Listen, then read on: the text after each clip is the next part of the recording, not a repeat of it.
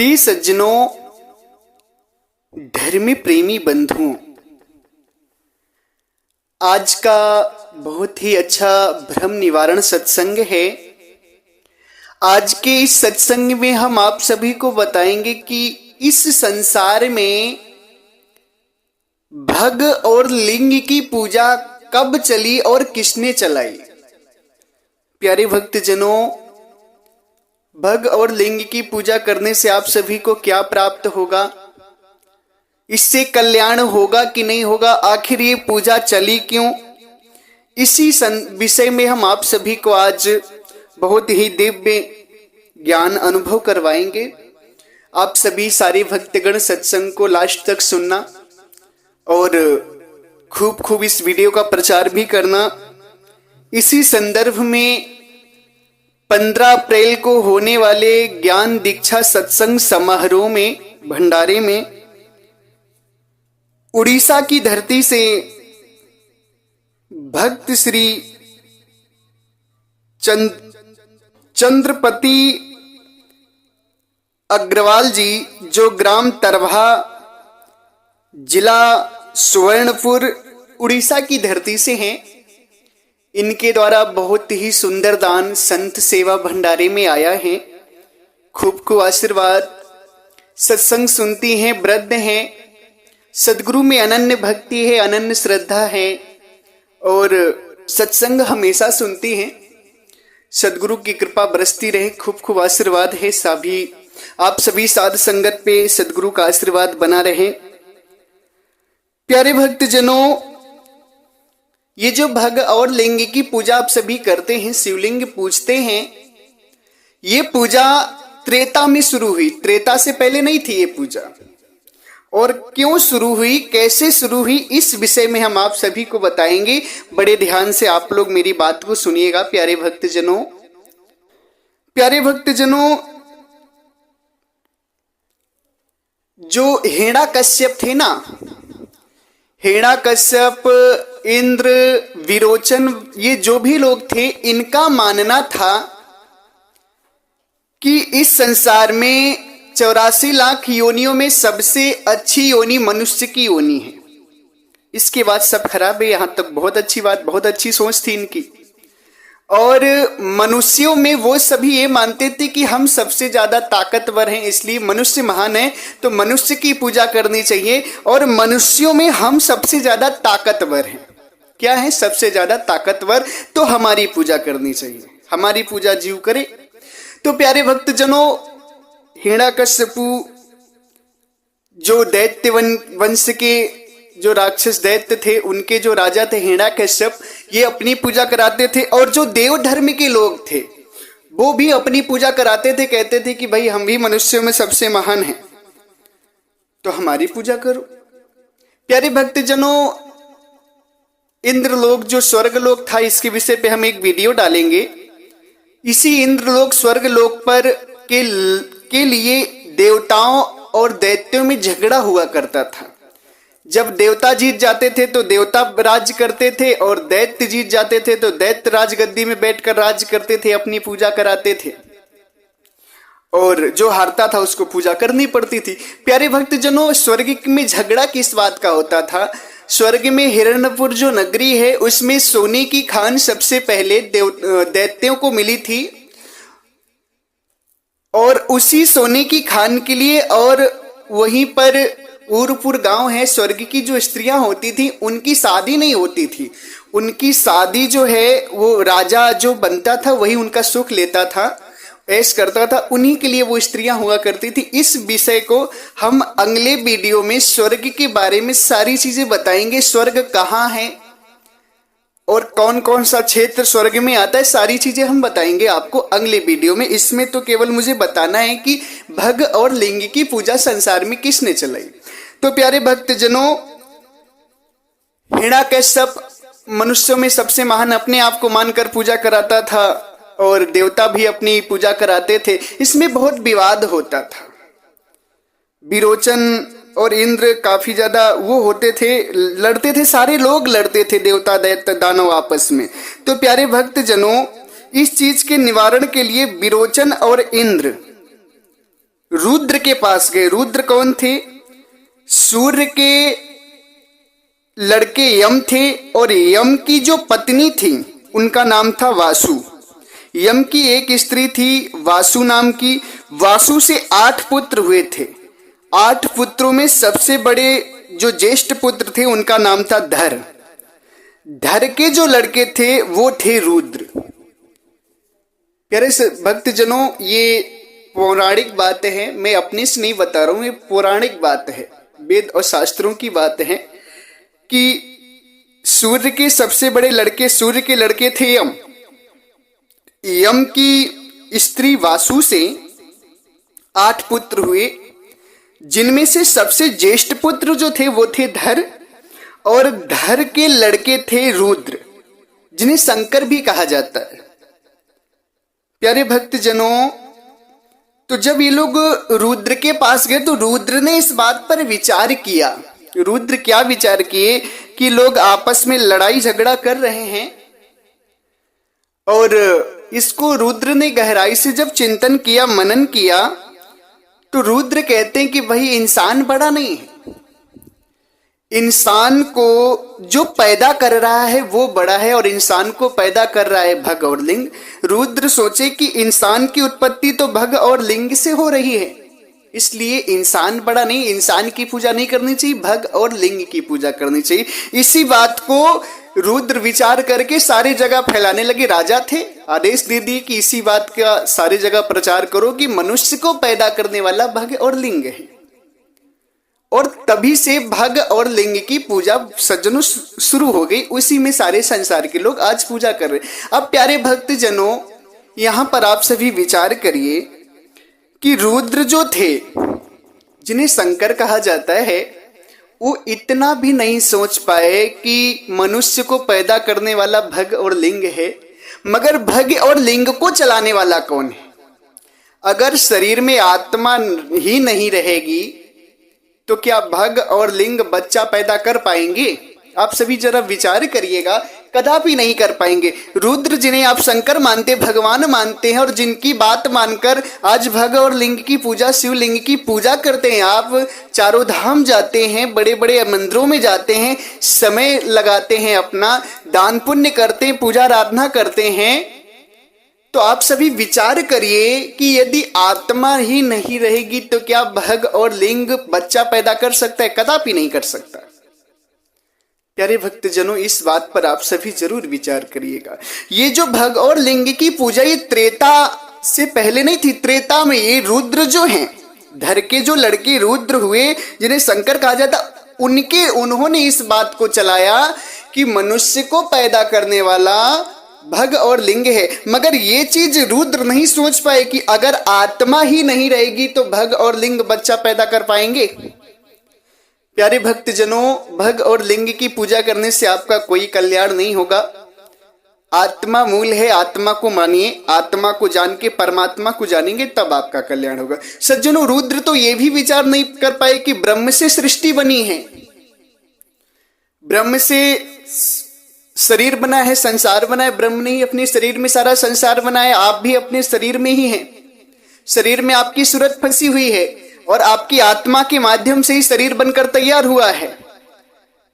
तो ये तो अपने आप को महान मानने से अच्छा भग और लिंग को माने और भग और लिंग की पूजा चलाए। यही नहीं जान पाए कि आत्मा निर्मित है, भग और लिंग ये जड़ चीज है, इसमें चेतन आत्मा से ही इसमें क्रिया होती है, जिसके कारण बच्चा पैदा होता है। तो प्यारे भक्त जनों, इस बात को आप सभी जरूर समझिएगा, जरूर विचार करिएगा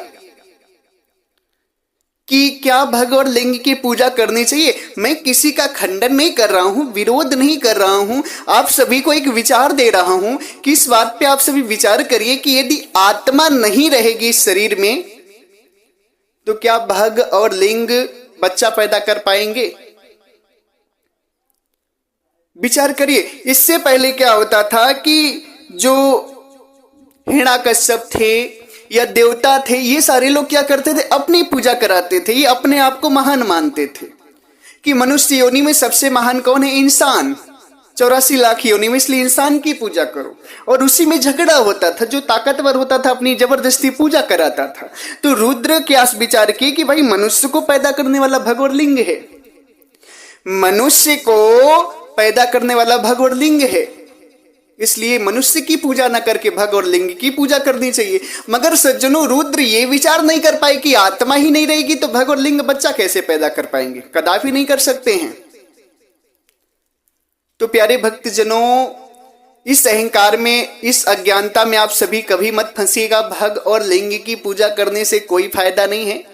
आप सभी विचार करिए कि आत्मा ही है शरीर में, तभी आपका आत्मा की सूरत शरीर में है, तभी आपकी जो शरीर की जो भी है अंग पार्ट काम कर रहे हैं। आत्मा की सूरत जब निकल जाएगी शरीर से ना, तो सारा शरीर नश्वर हो जाएगा, विनाशकारी है, नष्ट हो जाएगा।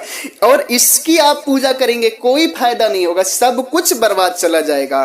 अगर आपको लगता है कि नहीं भग और लिंग की पूजा करने से मुक्ति है, तो आत्मा निकाल दीजिए और फिर भग और लिंग की पूजा करिए, देखिए वो बच्चा पैदा कर सकता है, कदापि नहीं कर सकता है। इसलिए आप सभी भक्त लोग ना इन अज्ञानताओं में ना पड़े, अपनी आत्मा और परमात्मा को जाने।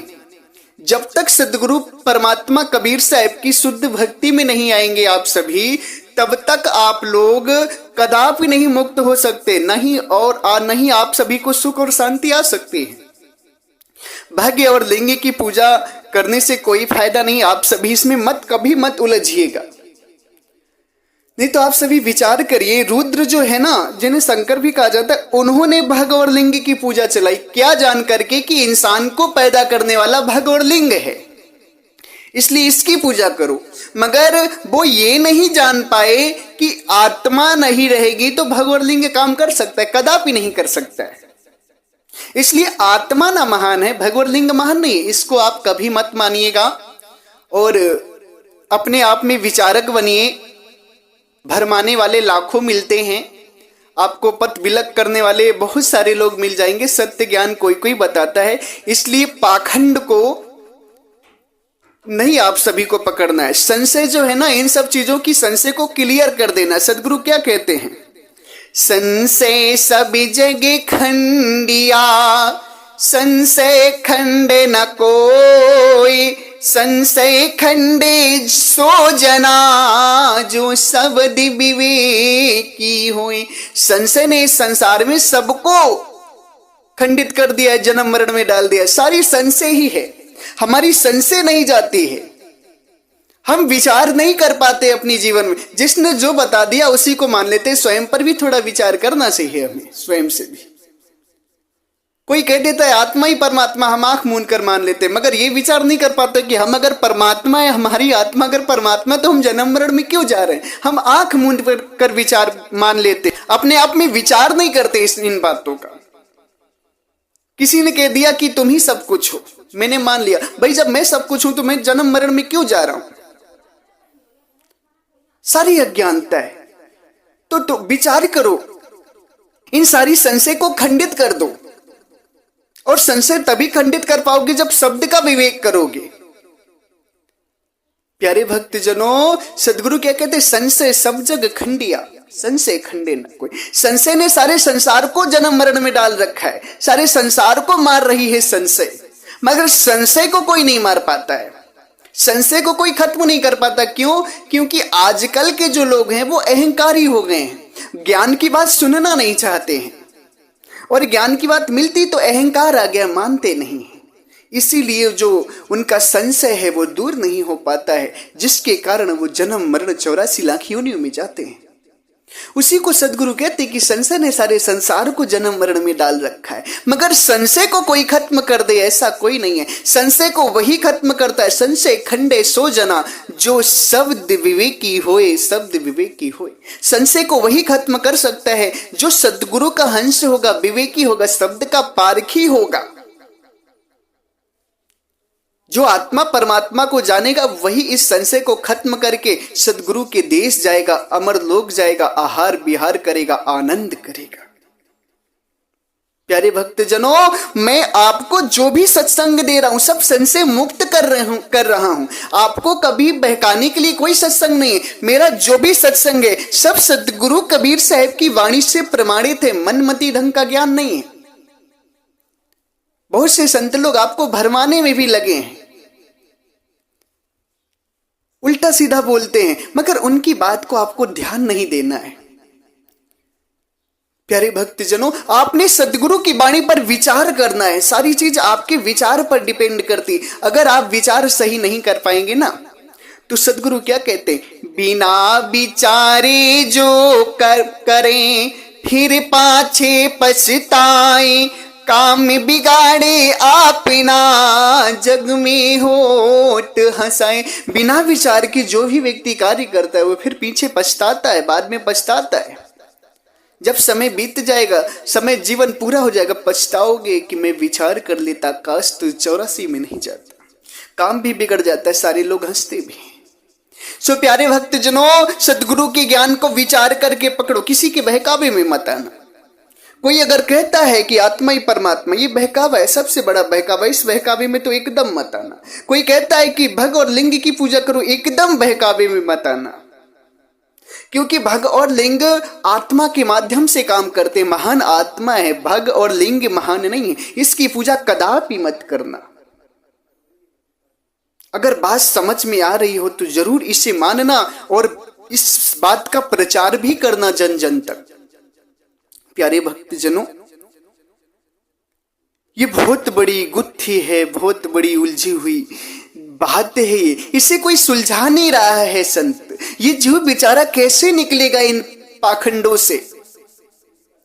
कोई संत आता है तो उसकी बात को लोग विचार नहीं करते, अपशब्द बोलने लगते, जबकि कोई भ्रम से निकालता भी नहीं है, स्वयं भी नहीं निकाल रहा है भ्रम से, स्वयं भ्रम में पड़ा है। कोई संत आता है, उसका विरोध होने लगता है। क्योंकि सदगुरु क्या कहते हैं, मैं कहीं समझाऊं जगत होएगा अंधा। सारे संसार के लोग अहंकार में अंधे हैं, काम क्रोध में अंधे हैं, मान बढ़ाई में अंधे हैं, विचार नहीं करते सदगुरु की बात का। आप सभी विचार करो, बिना विचार के करोगे पछताओगे बाद में, मुक्त नहीं हो पाओगे। जीवन में कितने दिन का अहंकार करोगे? जब तक शरीर है कर लो अहंकार। जिस दिन 84 जाओगे अहंकार काम नहीं करेगा, वहां पे कोई काम नहीं करेगा अहंकार, सब अहंकार चूर चूर हो जाएगा। इसलिए अभी अहंकार मत करो, 84 नहीं जाना पड़ेगा। भक्ति करो परमात्मा की। अपने आप को परमात्मा मानकर मत बैठो, तुम परमात्मा नहीं हो, तुम परमात्मा नहीं हो, नहीं हो, नहीं हो, तुम आत्मा हो। इसलिए इस अज्ञानता में कभी मत पड़ना कि भग और लिंग की पूजा करने से हमारा कल्याण हो जाएगा। कदापि कल्याण नहीं होगा। जब तक आत्मा परमात्मा को नहीं जानोगे मुक्ति नहीं होगी, और जब तक सदगुरु की शुद्ध भक्ति में नहीं आओगे तब तक तुम्हारा कल्याण नहीं होगा। इसलिए प्यारे भक्त हंस जनों, सदगुरु परमात्मा कबीर साहब की भक्ति करो, उन्हीं से तुम्हारा कल्याण होगा। इस सृष्टि में परमात्मा सदगुरु कबीर साहब ही जानते हैं कि ये आत्मा इस शरीर में कैसे फंसी है, क्यों फंसी है, कहाँ इसका स्थान है, कैसे ये आप अपने स्वरूप को फिर से जानेगी और कैसे अमर लोक देश जाएगी। इस बात को केवल और केवल परमात्मा सदगुरु कबीर साहब जानते हैं और कोई नहीं जानता। इसलिए आप सभी सदगुरु की बात को मानिए, सदगुरु की बात को सुनिए, परमात्मा सदगुरु कबीर साहब की ज्ञान को मानकर भक्ति करके अपने अमर लोक देश चलिए, आनंद और आहार विहार करिए। प्यारे भक्तजनों, इसी के साथ मैं अपनी वाणी को विराम देता हूं।